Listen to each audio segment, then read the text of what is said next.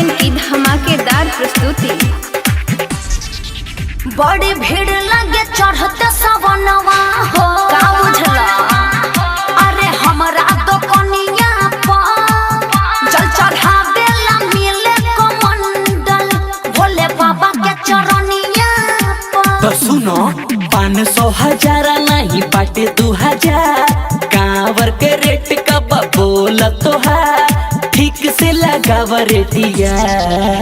ओए कांवर लेला 10 रुपया बुझलो चाहे चिलम लेला 10 रुपया हर एक माल 10 रुपया।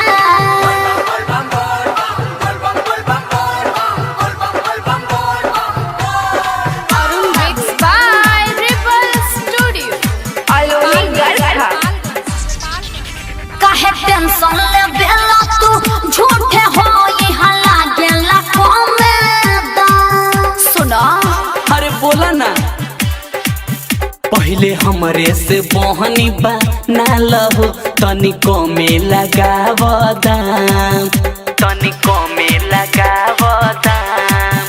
पहले हमरे से बहनी बा ना लहो तनिको में लगाव दाम।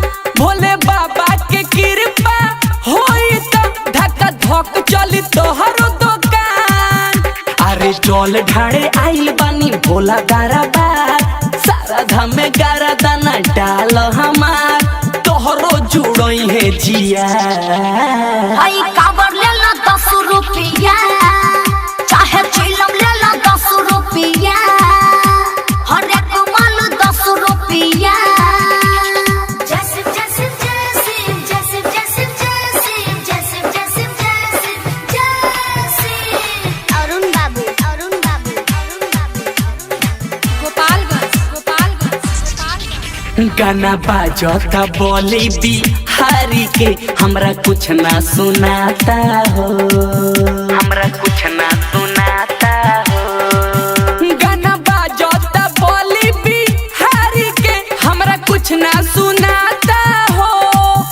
दम करही में देर हो जाई जलावा छोड़ी ना बुझाता हो। बड़ी भीड़ लागल बाटे बैजू नगर उत्तम उजाला सुंदर लागे देवा घर पप्पू बनल बाड़े बम डकिया।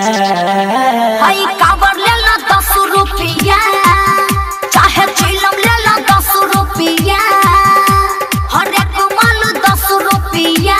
तो सुनो 500,000 नहीं बाटे 2000 कांवर के रेट का बोल तो है ठीक से लगाव रेटिया।